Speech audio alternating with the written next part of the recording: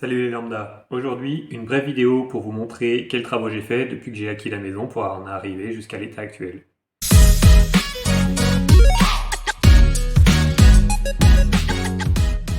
Petit rappel de la géométrie de la maison, on a une maison en long, pas très large et assez haute, avec un garage ici en rouge qui donne sur une première cave un peu plus basse et une deuxième cave encore plus basse avec la cour au fond.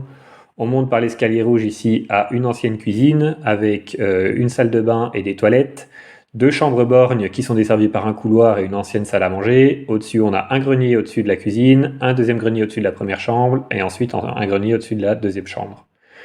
Alors l'état initial, ici c'est la vue depuis le couloir avec un superbe papier peint avec la porte d'entrée qui donne sur la rue, la cuisine, la grande fenêtre, l'escalier à droite et les anciens meubles de cuisine qui étaient encore là, le conduit de cheminée, on voit la porte qui donne à gauche sur l'ancien placard, la salle de bain en L avec un évier, une très ancienne baignoire, le couloir avec du lambris sur le côté qui donne sur les deux chambres à droite, les deux portes qu'on voit avec la salle à manger au fond.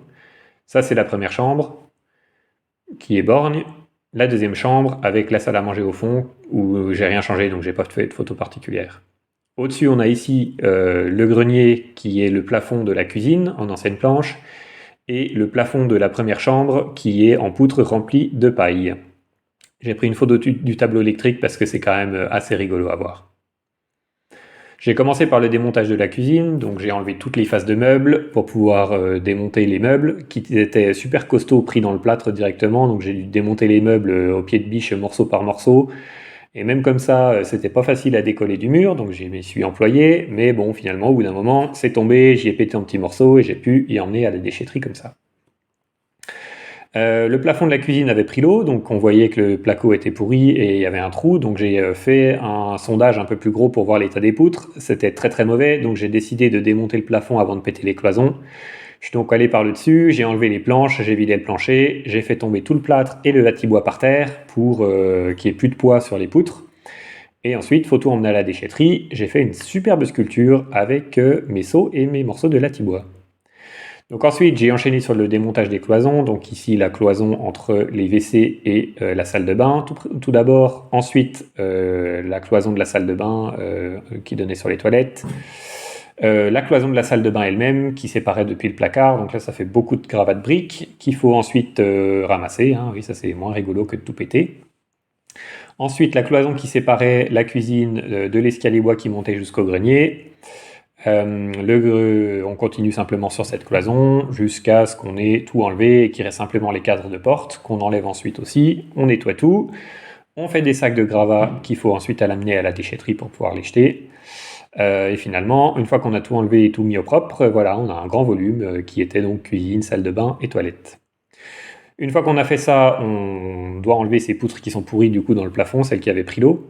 Donc j'ai sanglé les poutres à la charpente et je les ai tronçonnées par petits morceaux. Donc ça avait pris l'eau localement. Les poutres en soi étaient pas en si mauvais état que ça, à part là où ça avait pris l'eau, où c'était vraiment totalement pourri.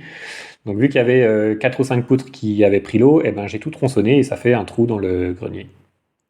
J'ai continué comme ça avec le démontage du plafond de la première chambre. Donc on a de la paille qui est remplie entre les poutres. Donc j'ai fait des sacs que j'ai emmenés à la déchetterie également en déchets végétal. Et une fois que j'avais tout enlevé, j'ai fait comme dans la cuisine, j'ai fait tomber le plâtre, j'ai fait tomber le latibois et il n'y avait plus de plafond. Ensuite on enlève le lambris dans le couloir qui dessert les chambres. Il y avait tout un bazar de fils électriques, de gaines, etc. Donc j'ai tout démonté, de toute façon on ne garde rien de l'installation électrique existante. Et ensuite on enlève le lambris et la structure pour avoir le mur avec de l'enduit dessus. Les enduits, on veut les enlever parce que c'est des enduits en ciment, c'est pas bon pour la pierre. Donc dans la cuisine, on casse la faïence, on enlève le plâtre dans l'entrée, de toute façon on voit que ça tient plus du tout au mur. Et ensuite, on continue avec les faces des chambres et des couloirs. Voilà, hein, c'était bref, mais ça vous donne une bonne idée de ce que j'ai réalisé comme travaux sur le mois dernier, pour arriver à peu près à l'état dans lequel est la maison actuellement.